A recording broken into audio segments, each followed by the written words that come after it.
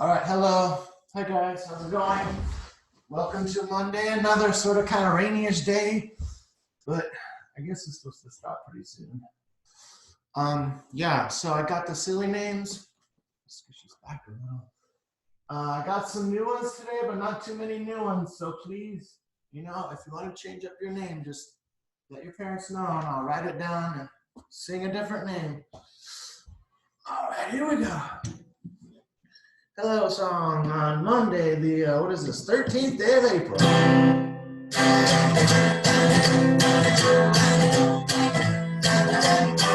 Hello, everybody. Sometimes you hello, everybody. Sometimes you hello to Jerry. That's all just trying to do. Hello to the sometimes you hello to Marinetta. Sometimes you hello to Stinky Toy. That's Billy. Sometimes hello to Cat Flush down the toilet. That's Calvin's hello to Hopper's race car. That was a lot. What do you call Declan? So that's hello to Lightning McQueen. That's Elijah's hello to Anna. No silly names. Hello to Unicorn Sparkle Rose.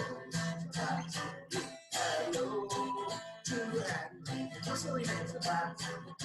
Hello to Izu. That's Hikaru's hello to Whoopi Cushion. It's Isabella's hello to Sweet Lemon because it's a rainbow. So back to you. Hello to Butterfly sliding on a rainbow. Just back to you. Hello to Lincoln. So back to you. Hello to, where was I? A stormtrooper. So back to you. Hello to Team Lucy. So back to you. Hello to Lucy. Oh, darn, you still want to be what was that? I didn't write it down. A moose with a owl with a moose, maybe. Owl with a moose. So back to you.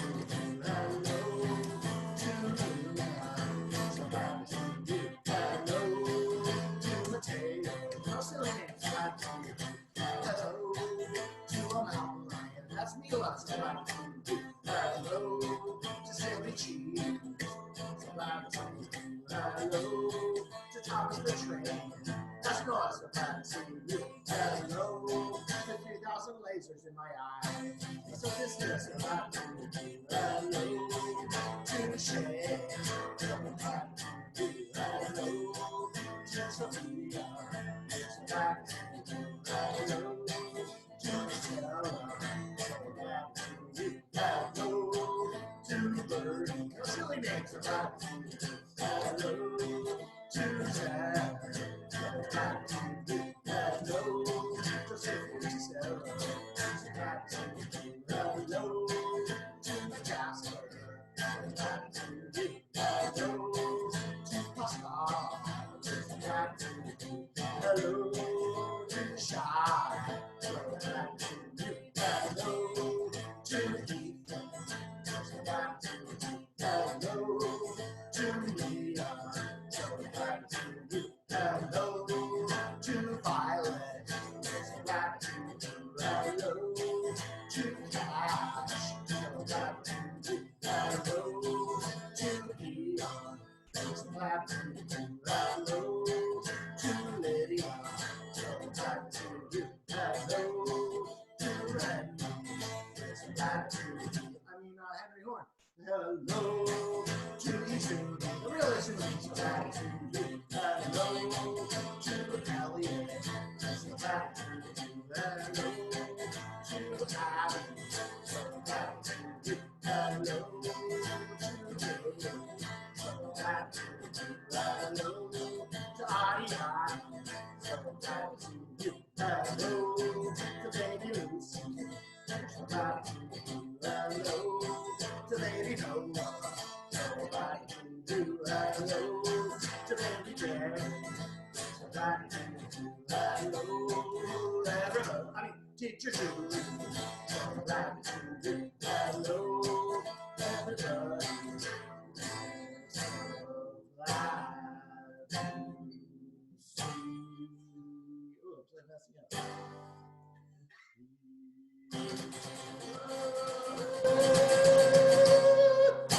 Oh, I wonder if I could do high C. I do high C at school. Hello, everybody. But it's kind of hard. I don't do that at home. I go low, start low C. Hello. But I should maybe change that, huh? I could try high C, drink some tea in the morning or something. All right, guys. Now we're going to go to the story time. And these two stories, I hope I have enough time today, are sort of longish, maybe. One's long, one's not so long. All right, let's see. I think we'll start with, maybe we'll save the classic for last. We'll start with this one. This one's called Jack and Jim. And I'm pretty sure they explain what kind of birds they are, but it looks like a seagull, a crow maybe, and looks like they're at the ocean there somewhere on a rock. Let's see how the story goes.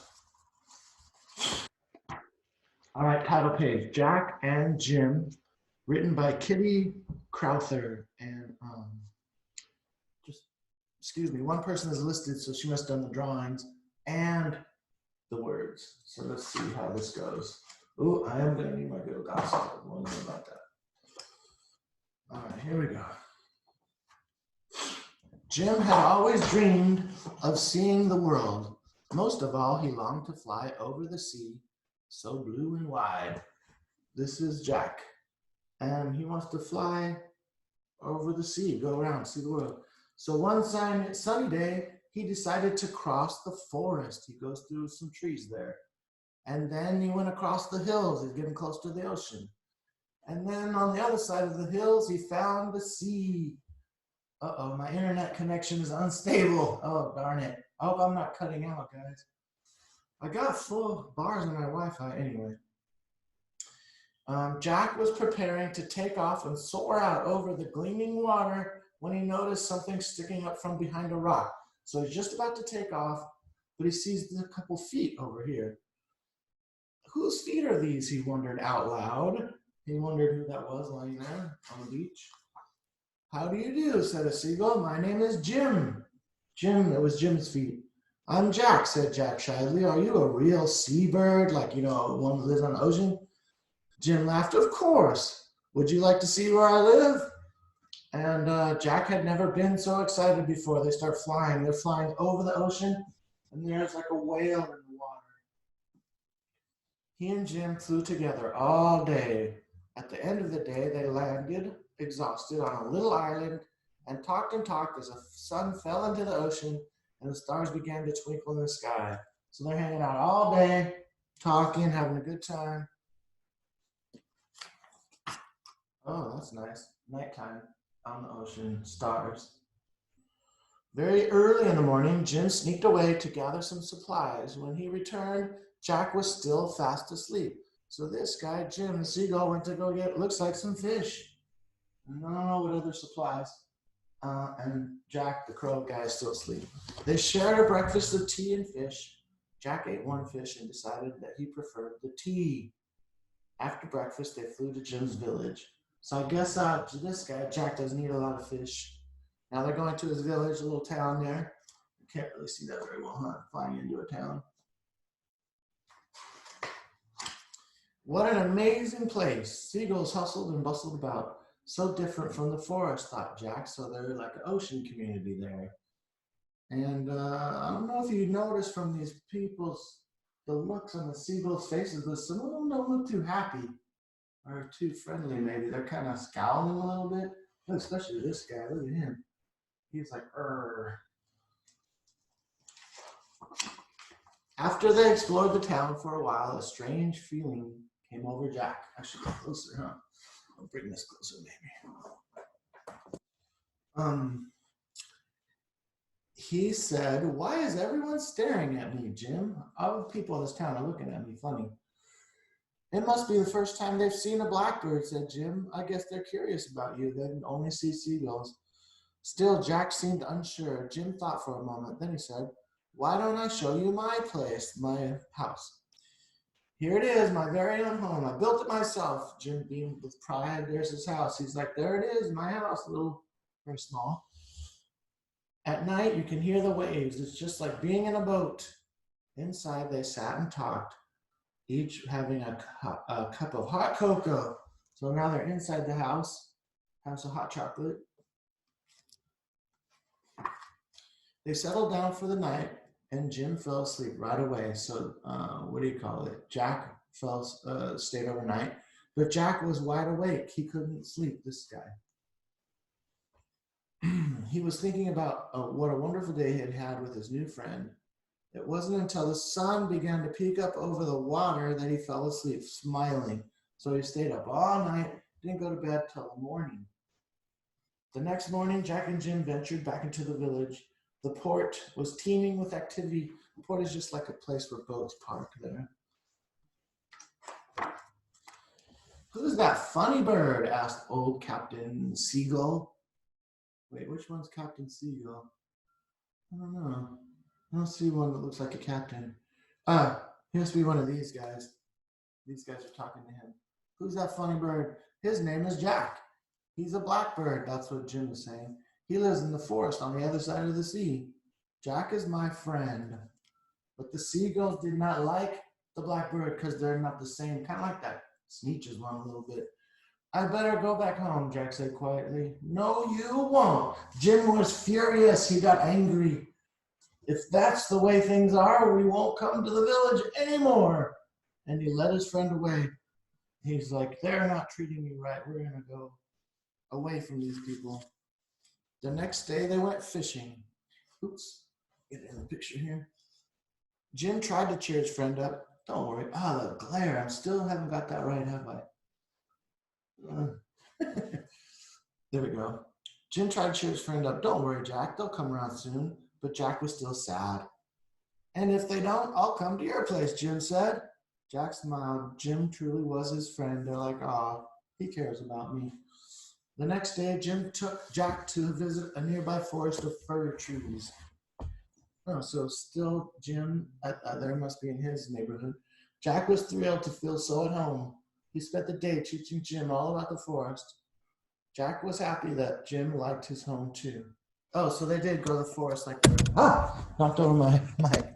I guess that's the forest is more like the Jack's type of deal. So they're learning about each other's neighborhoods. Late that afternoon, back at Jim's house, Jack discovered a chest filled with books. I found it washed up on the beach, explained Jim. There's like a chest. What luck! Jack was delighted. Have you read any of them yet? What? Asked Jim, puzzled. I can't read. No one in this village can read. In the forest, announced Jack, everybody can read. So he can read, but he does not know how to read. So that night, Jack read Jim his first story. Read the book at night, like, I don't know, bedtime story. The two friends had no idea that someone was secretly listening.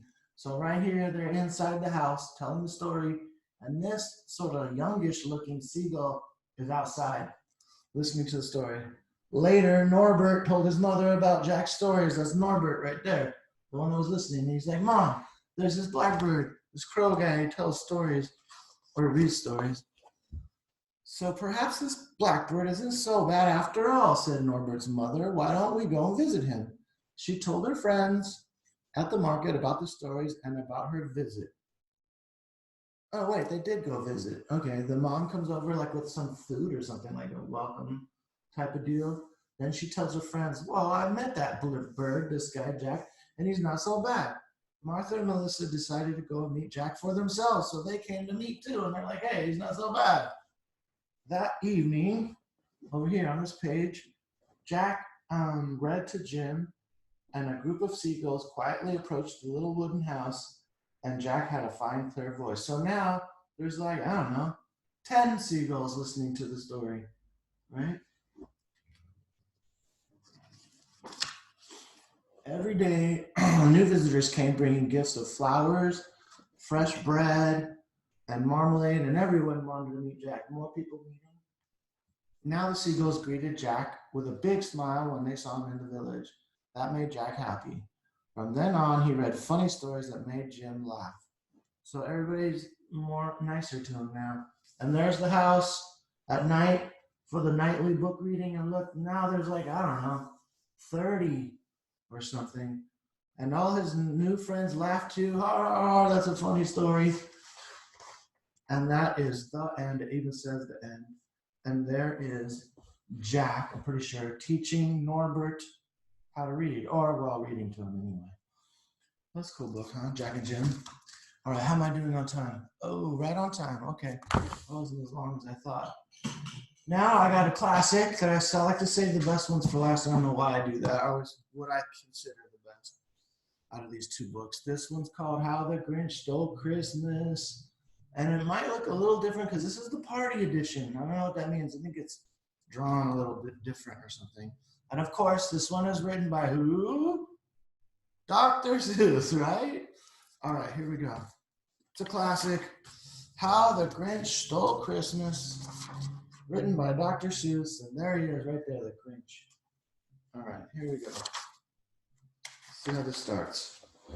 Every Who down in Whoville liked Christmas a lot. And there's like a little baby Who. They have a wreath. You ever see one of these? It's like a sort of a bush in a circle kind of a deal you put on your door. But the Grinch, who lived just north of Whoville, did not. And there he is, grumpy in a cave. The Grinch hated Christmas, the whole Christmas season. Now, please don't ask why. No one quite knows the reason. It could be his head wasn't screwed on just right. It could be, perhaps, that his shoes were too tight. But I think that the most likely reason of all may have been that his heart was 2 sizes too small. So his heart is not very big. And some people say your feelings are in your heart, but really it just pumped blood. But anyway, that's what they're talking about. He doesn't have lots of feelings. But whatever the reason, his heart or his shoes, he stood there on Christmas Eve hating the Who's. He's very upset. Get closer there. Staring down from his cave with a sour, grinchy frown at the warm lighted windows below in their town, for he knew every Who down in Whoville beneath was busy now hanging a mistletoe wreath, getting ready for Christmas decorations. There's some of the houses in Whoville, and he lives way up here in the mountain there, looking down. And this is my Grinch voice. And they're hanging their stockings, he snarled with a sneer. Tomorrow is Christmas, is practically here. And then he growled, with his Grinch fingers nervously drumming, I must find some way to stop Christmas from coming. For tomorrow, he knew, ... all the Who girls and boys would wake bright and early, and they'd rush for their toys. And then, oh, the noise, noise. That's one thing he hated, the noise. He doesn't like, I guess, Christmas noise, like la, la, la, la. And there's a Mary, Mary sign, and that is a really loud drum there, I guess, hitting the drum. Ba-boom, bass drum. What else are they doing that's loud? I don't see other loud stuff. Oh, there's a train with a bell. Then the Who's, young and old, would sit down to a feast, and they'd feast. And they'd feast. Feasting means eating a lot of food. And they'd feast. They would feast on Who pudding and rare Who roast beast, which was something the Grinch could not stand in the least. He did not like the roast beast. That's a very long table, though. You see that table? It's all like curvy. I like that. And then they would do something that he liked least of all. Every Who down in Whoville, the tall and the small, would stand close together with Christmas bells ringing. They'd stand hand in hand, and the Who's would start singing. And they'd sing, and they'd sing, and they'd sing. And the more the Grinch thought of this Who Christmas sing, the more the Grinch thought, I must stop this whole thing. Why, for 53 years I've put up with it now. I must stop this Christmas from coming. But how? He doesn't know how to stop it. And I think I saw this movie before. Their song was like, Farulai. I never heard that Christmas song, but that's still a Christmas song. Then he got an idea. There's a Grinch, and he's happy because he's like, ding, I thought of something. It was an awful idea. The Grinch got a wonderful, awful idea. He's like, I know how to stop it. Then he loaded some empty bag. What? I think I skipped a page. Oh yeah, yes I did. I always do that. All right, here we go. I know just what to do. The Grinch laughed in his throat, and he made a quick Santa Claus hat and a coat. So he's got a Santa Claus costume. And then he chuckled and he clucked, what a great Grinchy trick. With this coat and this hat, I'll look just like Saint Nick. So he thinks he looks like Santa Claus, but he does not really. All I need is a reindeer. The Grinch looked around, but since reindeer are scarce, there was none to be found. Did that stop the old Grinch? Nope. The Grinch simply said, if I can't find a reindeer, I'll make one instead. So he called his dog Max, then he took some red thread and he tied a big horn on the top of Max's head. So there's this little dog, not very big actually, well, medium size, puts on this big giant antlers. What did you put? A horn. To make him look like a reindeer, right? Then he loaded some bags and in some empty old sacks on a ramshackle sleigh, and he hitched it up to old Max. Ramshackle means not such great condition, and it's a big giant sled. It's very large, and there's Max tied on with a rope, right, pulling the sleigh. Then the Grinch said, "Giddy up!" and the sleigh started down toward the homes where the Who's lay a snooze in the town. All their windows were dark. Quiet snow filled the air. All the Who's were all dreaming sweet dreams without care. When he came to the first little house on the square, this is stop number one, the old Grinchy Claus hissed, and he climbed to the roof, empty bags in his fist. He's going to go down the chimney, right? Then he slid down the chimney, a rather tight pinch, but if Santa could do it, then so could the Grinch. He got stuck only once for a moment or two. Then he stuck his head out of the fireplace flue, where the little Who stockings all hung in a row. These stockings, he grinned, are the first things to go. So instead of being like Santa and bringing presents and leaving them off, he's coming with nothing and taking stuff away. Terrible, terrible.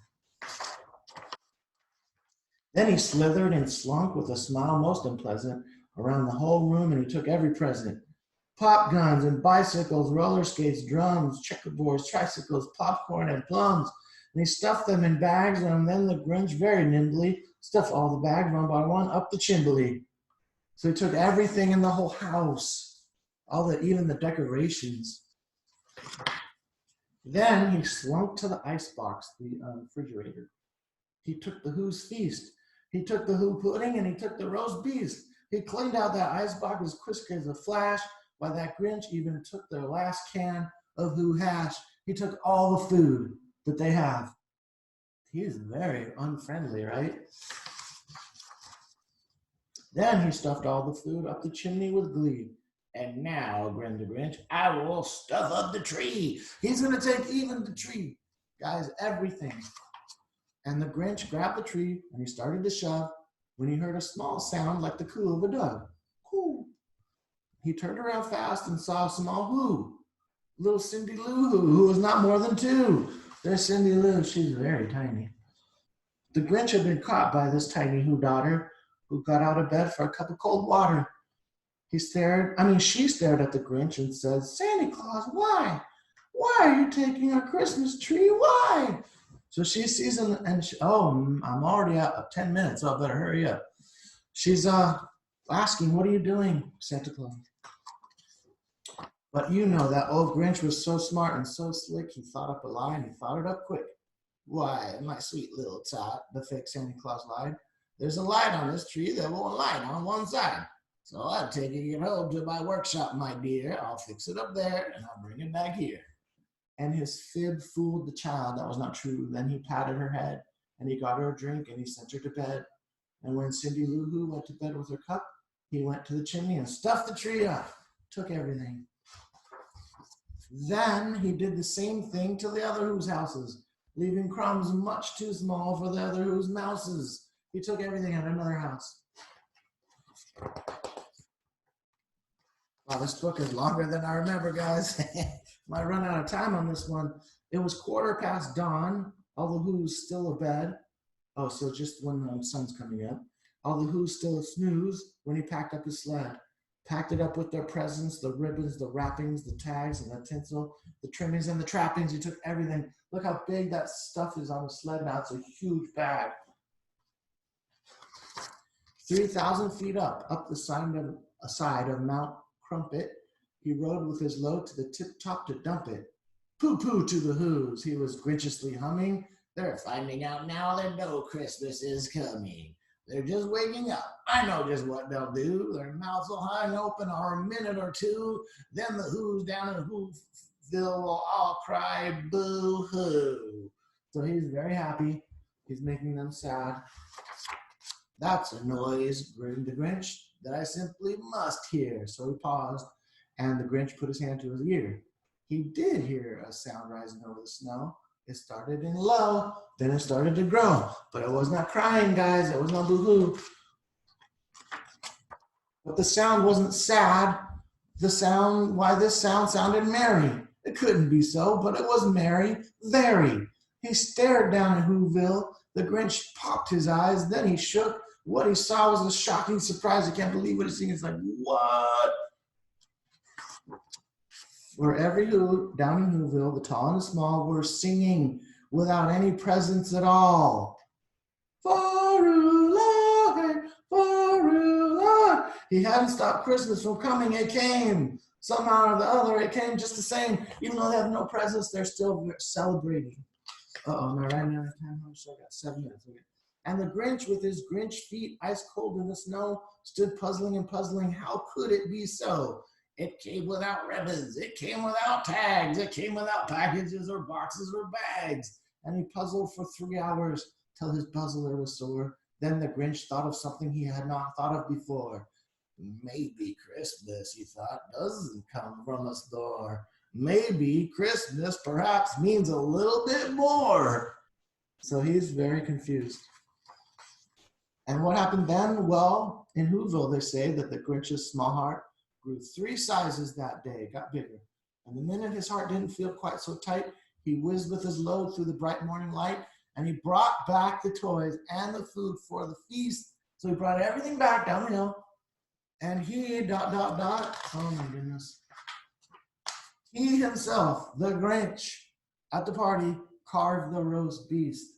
So he changed his ways, and now he likes Christmas. And he looks pretty happy there. And that is the end. Yay for the Grinch at the end. Boo for the Grinch at the beginning, right? All right, I think I'm pretty much on time because I've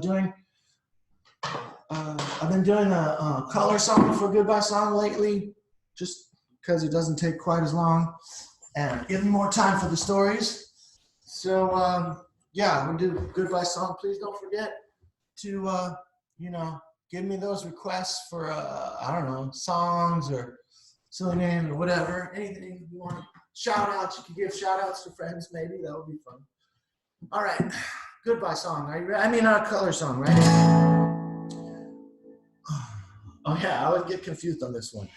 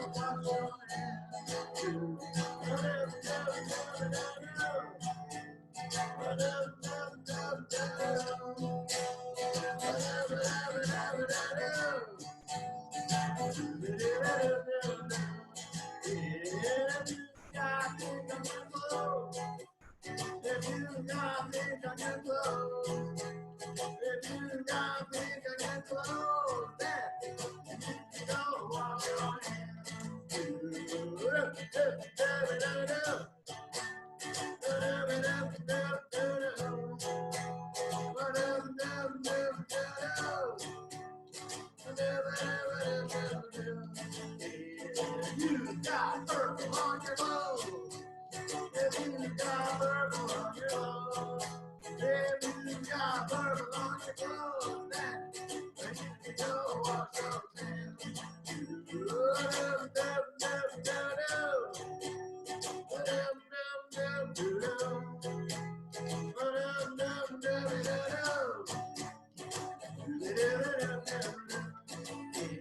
If you got green on your clothes, if you got green on your clothes, if you got green on your clothes, then you can go wash those hands. If you got yellow on your clothes, if you got yellow on your clothes, if you got yellow on your clothes, then you can go wash those hands.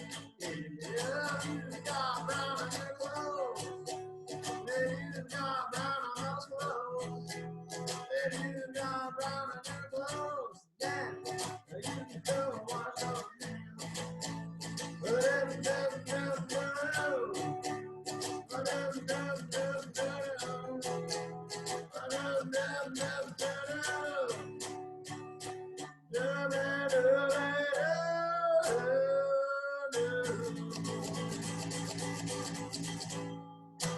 Yay. All right, got a couple minutes left, like 2 exactly. So I just want to thank everyone for coming today. That was a lot of people. That's awesome. Also, I hope you have fun at home. Try to get outside of the house if you can. I think that's a really good idea. Or, play inside too is fun. And I miss you all very, very much. And I want to see you all very much. Hopefully, in a while, we'll be able to see each other in person, in real life. But until then, I'll be doing this all the time, except Saturday and Sunday, and every day, Monday, Tuesday, Wednesday, Thursday, Friday. So I will see you tomorrow, same time, 10:30. And like I said, please let me know if you want to change your silly name, okay? So bye, everybody. I miss you all, and I'll see you soon. Bye-bye. I'm going to end the meeting now.